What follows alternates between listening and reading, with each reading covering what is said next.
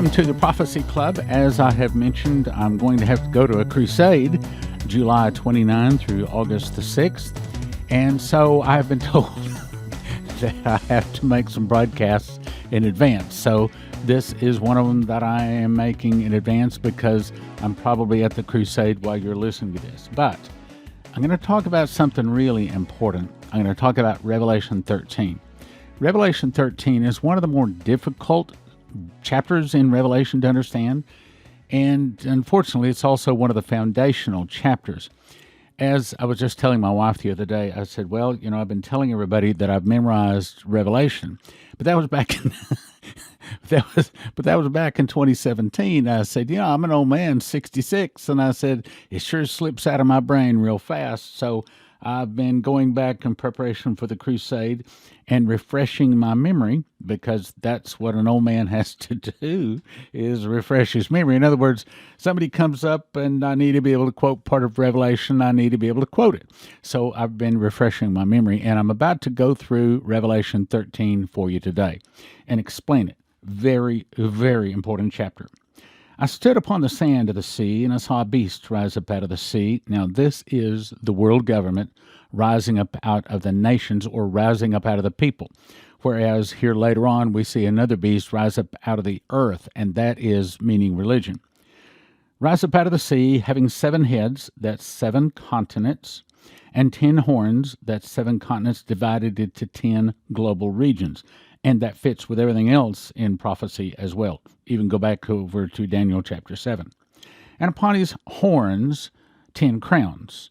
And upon his heads, the name of blasphemy. Meaning, these 7 continents divided into 10 global regions. Each global region has a ruler or a head. And upon his head is the name of blasphemy. Blasphemy is a direct attack against God. So, the New World Order, the world government that rises up, will divide the 7 continents into 10 global regions. Each global region will have a global regional ruler or a head. Remember that word, head. And they will all blaspheme God. Now, this next part is one of the things that gets people tangled up on Revelation. And the beast which I saw was like unto a leopard. The leopard, I heard somebody the other day say, it was a teacher actually, teaching, saying, oh, the leopard is Germany. Really? Where'd you get that? Were you just guessing? Okay. The leopard is not Germany. As a matter of fact, I just did, after all of these years, I finally actually looked up what is the national emblem of Germany, and it's actually a black eagle, but it's not a leopard. So what I come up with, the leopard is actually Islam, or the Muslims. Well, it's easy. All you have to do is just do a search for where leopards live, do a search for where Muslims live. Print the maps, overlay the maps, and you'll find that they almost perfectly overlay. In addition, the fighting, living, mating, living habits of everything having to do with the leopard and the Muslims match up almost perfectly. If I go into that, I won't have time to get through Revelation 13. But in other words, like the Muslims live in caves, and so do leopards. Muslims tend to not like to fight face to face. Their motto is run to fight another day. Well, that's what the leopards do too. They don't like to fight face to face. Also, they're kind of like herding cats when it comes to military. You can't get them to really get organized. It's kind of every man for himself. That's the way the leopards are. That's the way the Muslims are. Again, I'm not trying to beat up on the Muslims. I'm simply trying to talk Bible prophecy here. So the leopard, trust me, is not Germany. It is Islam, or the Muslims. It is a group of nations. And it says, and his feet were as the feet of a bear. Okay, that's easy. That's the Russian bear. And his mouth is the mouth of a lion. That's England. And the dragon gave him his power, his seat, and great authority. So it is Lucifer that causes this world government to rise up with, of course, the Lord's permission. Now, this next part is the confusing part. I saw one of his heads as it were wounded to death. Notice it did not say he was wounded in the head. I'll say it again. It did not say he's wounded in the head. It said, I saw one of his heads, meaning the world government that divides the 7 continents into 10 global regions, and each global region has a head. Remember, I said that. This is one of those global regional rulers that is wounded in the head. No. It says he is wounded to death. In other words, one of those regional rulers will be wounded, and either he actually dies or he appears to die, and then he will come back to life. In other words, he's going to say he is the Messiah, he is the Christ. He's also going to be the Vishnu. He's going to be the answer for all of the religions. Where did you come up with that the beast in the middle of the tribulation is actually turned into Lucifer, or inhabited or possessed by Lucifer? Well, here it is. Verse 4 says, "And they worshipped the dragon, which gave power to the beast, and they worshipped the beast, saying, Who is like unto the beast?" Meaning that in the middle of the tribulation, when he is wounded, not in the head, but one of these global regional rulers is wounded, and either dies, see it says, and wounded to death. Now, probably he dies, but I'm just saying he may or may not die. That's not the point. He's going to appear to die, and all the world will be amazed. They'll wonder after the beast, because this guy comes back to life. And when it says, and they worship the dragon, so at this point it's saying the dragon is the beast is the dragon. Who's the dragon? That old serpent, Lucifer. So that's showing us that in the middle of the tribulation, he will be wounded and probably die. When he comes back to life, he will be inhabited by Lucifer himself. How do we know that? Isaiah 14 says, "I will send up to heaven, I will exalt my throne above the stars of God. I will sit also upon the mount of the congregation in the sides of the north. I will ascend above the heights of the clouds. I will be like the Most High." In other words, Lucifer wants to be God. He wants the worship that God gets, but of course he's willing to require it where God simply earns it. "And they worshipped the dragon, which gave power unto the beast." So that's saying that they worship Lucifer, which gave power unto the beast. In other words, when they worship the beast, they are worshiping Lucifer. "They worshipped the dragon, which gave power unto the beast, and they worshipped the beast." In other words, they're one person, see? "Saying, Who is like unto the beast? Who is able to make war with him?" In other words, the man that comes back from the dead. How can you make war with him? Now, this next part is the part that ought to scare the Christians, because this is saying that God gives him a strength. God gives him a mouth, a brain to overcome the Christians. Listen to what it says. "And there was given to him a mouth speaking great things." That's not good things. "Great things and blasphemies. And power was given to him to continue 42 months. That's 3.5 years, as in the last 3.5 years of the tribulation. Now, let me make this clear. The thing that starts the tribulation is when the first seal is opened. And I hope and I pray that we all get to know when that first seal is opened, and it may be, like Revelation 6:1 says, "And I saw when the Lamb opened one of the seals, and I heard, as it were, the noise of thunder." I hope and I pray that we get to hear that, and we know that. Well, on that day is also the day that the beast arises or ascends out of the bottomless pit. That's the day that he arrives on earth. So people might say, well, hey, do you think the Antichrist is alive on the earth today? No. Don't even hesitate. Is the Antichrist alive on the earth today? No.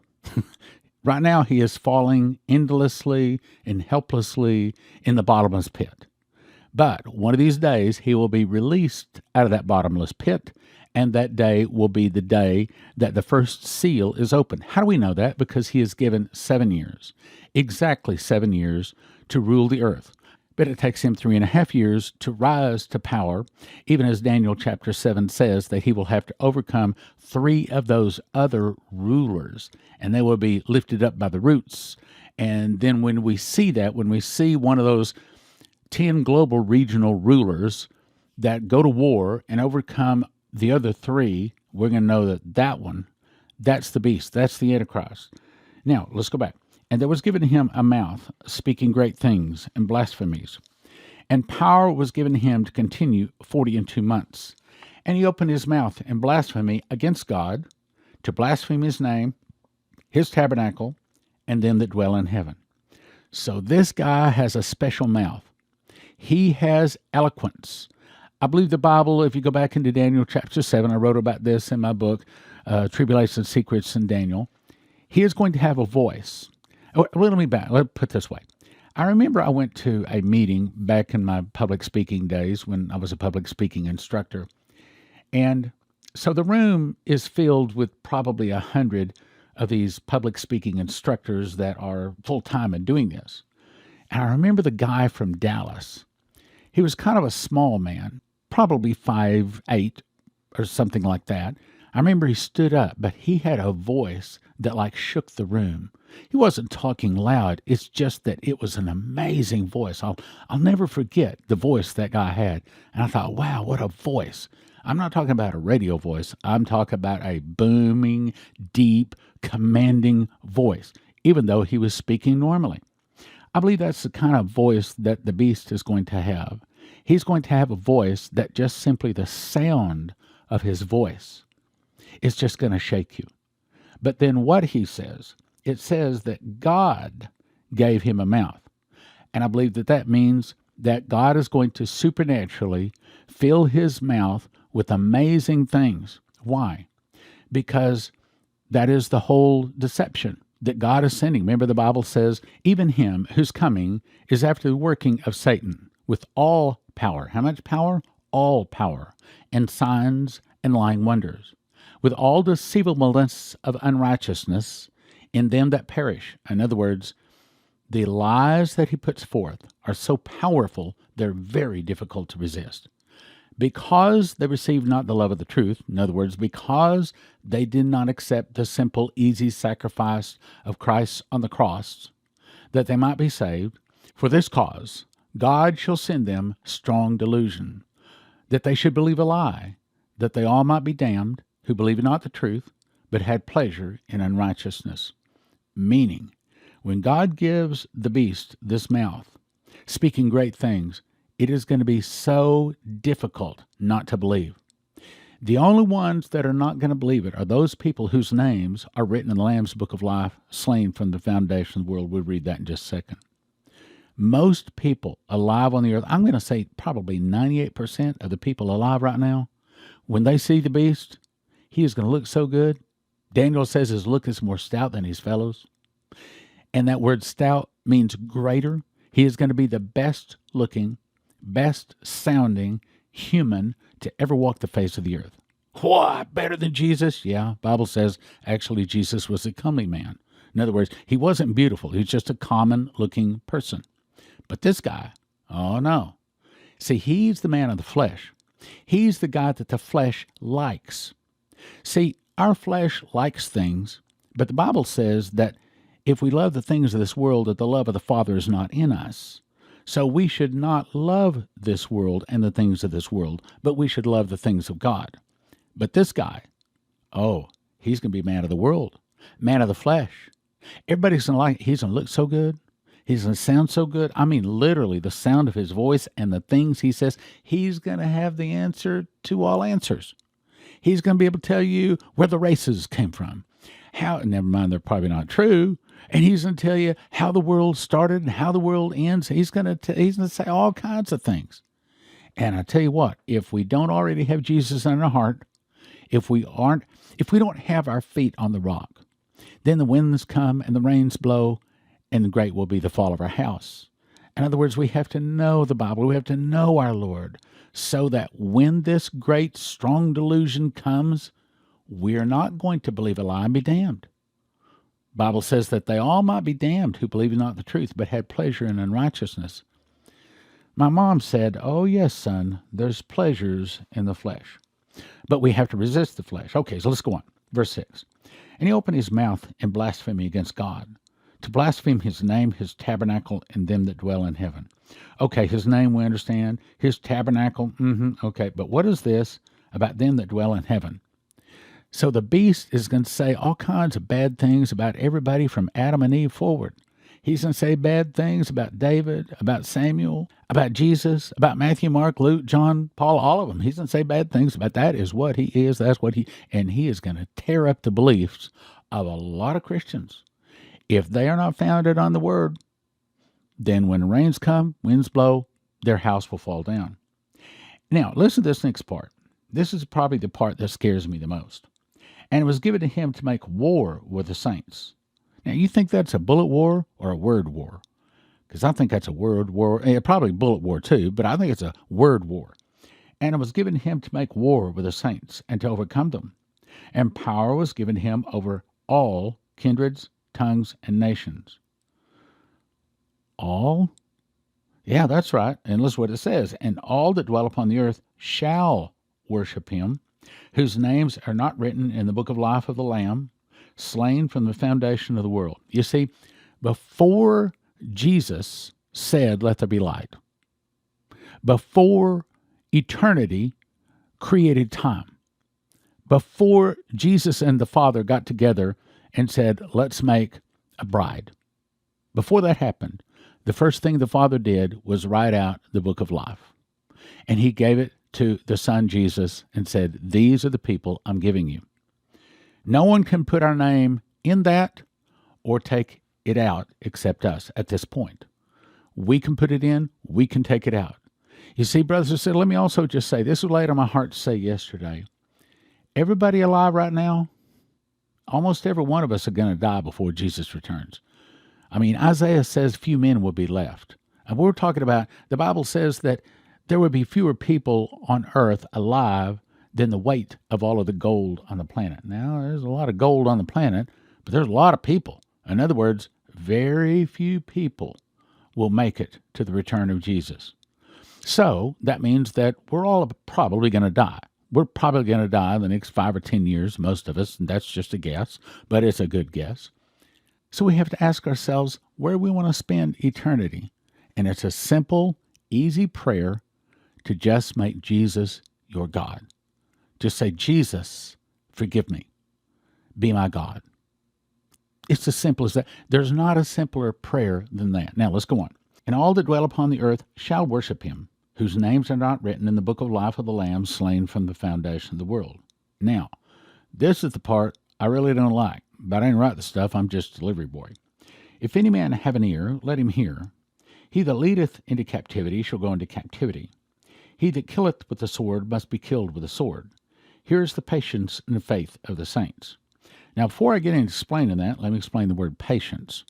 See, because our definition of patience today is, don't rev the motor when you're at the light. Have patience. Don't run the mouth when you ought to be quiet. Have patience. Don't tap your foot. Don't be impatient. In other words, just give it a little time, all right? That's our definition today, but that's not the definition of patience in Revelation. The definition of patience is don't quit. Specifically, don't quit Jesus. Kind of like Dana Coverstone said, he was told, endure to the end. That's patience. Endure to the end. Don't quit. Don't give up.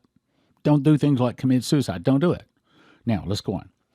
But he says, he that leadeth into captivity shall go into captivity. He that killeth with the sword must be killed with the sword. What that is saying is that if they have the mark of the beast, and this is during the tribulation, during the world government, and if those people that have the mark of the beast are coming after you and trying to kill you because you do not have the mark of the beast, then if you kill them, you will be killed with the sword. If you turn people over to the beast or to the world government, then you will be turned over to the world government. It's saying, don't turn people over to the world government, but also don't kill those people that are coming after you because you do not have the mark of the beast. Now, notice I didn't say you can't defend yourself from hoodlums and whatnot like that. I'm saying if they have the mark of the beast, if it is in the tribulation, if the beast has sent them after you, then it's saying if you kill with a sword, or if you kill, you're going to be killed. What? I understand how you feel. But this is the plan of God. It's the plan of God to test every beating heart on the globe, whether they will receive Jesus or take the mark. And sad to say, again, probably 98% of them out there, probably they're going to take that mark.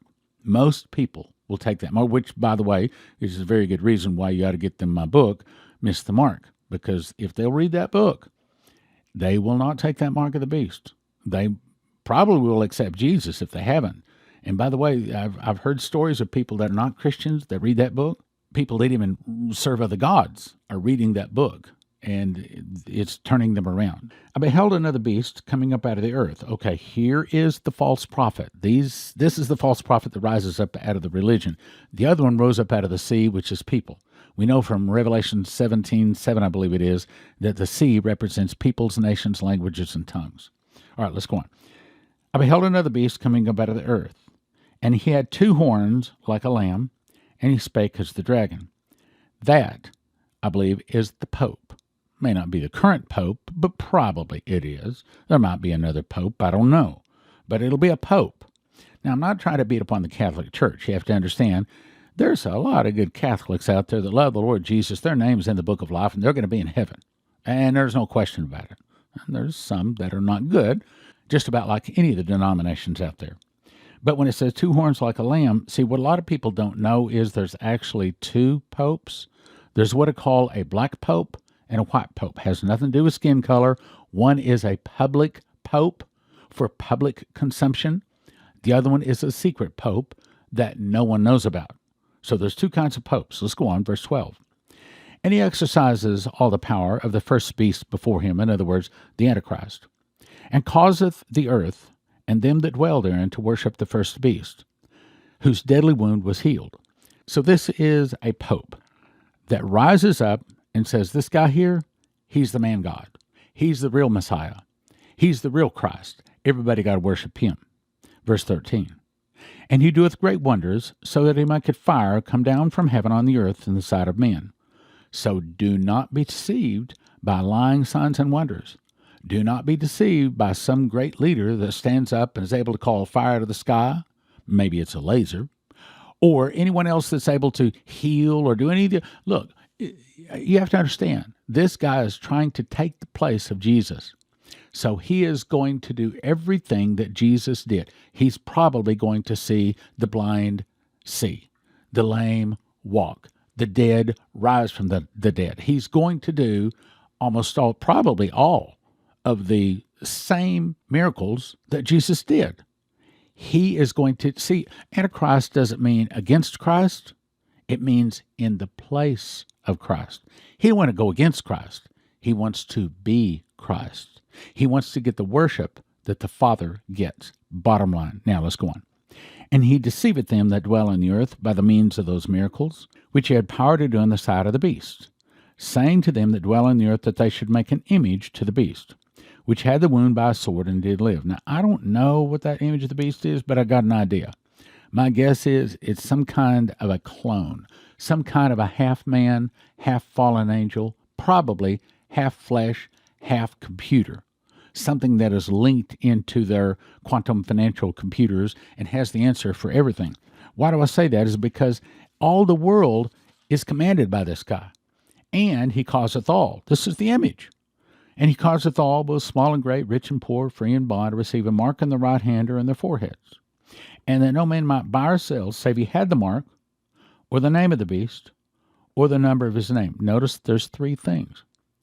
The mark, the name, or the number of the beast. Here is wisdom. Let him that hath understanding count the number of the beast, for it is the number of a man, and his number is 666.